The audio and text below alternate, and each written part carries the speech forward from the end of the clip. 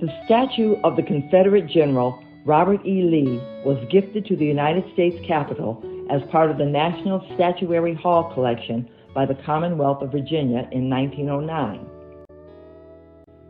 On December 21, 2020, the statue was removed from the grounds of the United States Capitol to be replaced with a civil rights activist, Barbara Rose Johns.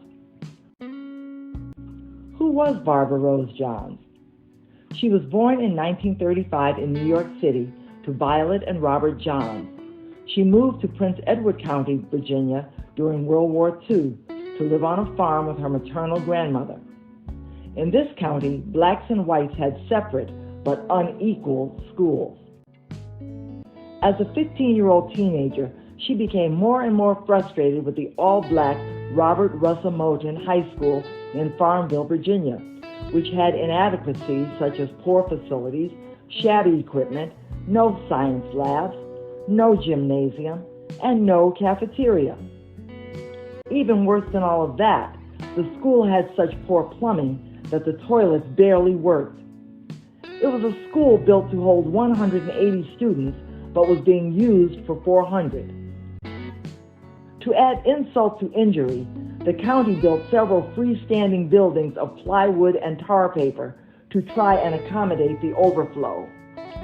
These tar paper buildings were described as chicken shacks or chicken coops. On rainy days, the students had to use umbrellas to keep from getting the papers and themselves wet. This school was in sharp contrast to the nearby all-white Farmville High School.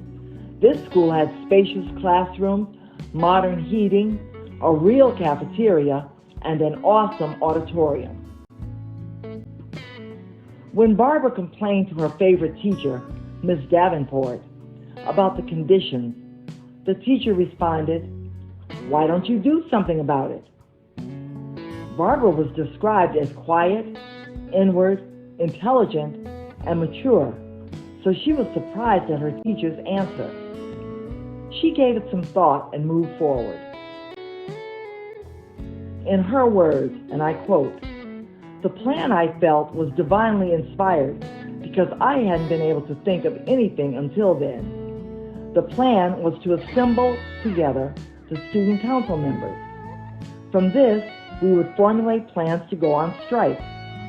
We would make signs and I would give a speech stating our dissatisfaction, and we would march out of the school, and people would hear us and understand our difficulties and would sympathize with our plight and would grant us our new school building, and our teachers would be proud and the students would learn more, and it would be grand."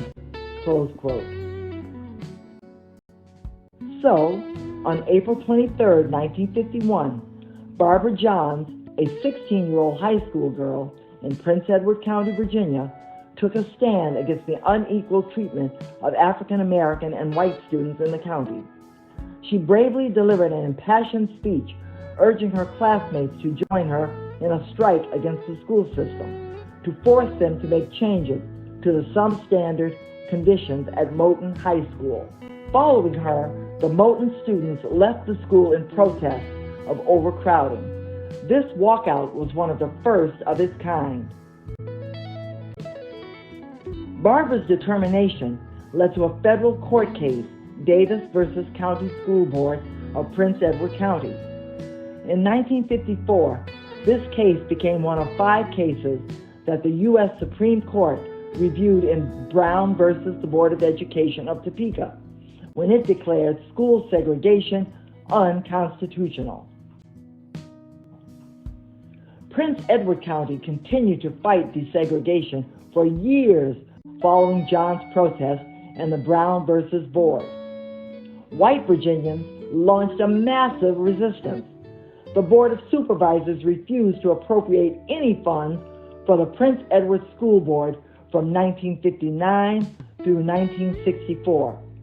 They chose to close the schools rather than integrate them. The schools were closed for 5 years.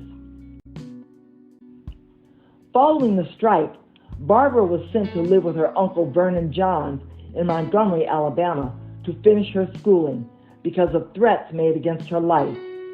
Barbara's family faced hardships because of her tenacity as well. After graduation from high school, Barbara attended Spelman College in Atlanta, Georgia, ultimately graduated from Drexel University in Philadelphia, Pennsylvania. She went on to lead a quiet life. She married Reverend William Powell, had 5 children, and was the librarian in Philadelphia Public Schools. Barbara Johns Powell died in 1991. Barbara Rose Johns Powell made her mark at a time when it was not easy. She certainly made a difference and deserves her place in the U.S. Capitol Statuary Hall. There's a book by Terry Canfield, The Girl from the Tar Paper School, if you would like to read more about her. Thank you.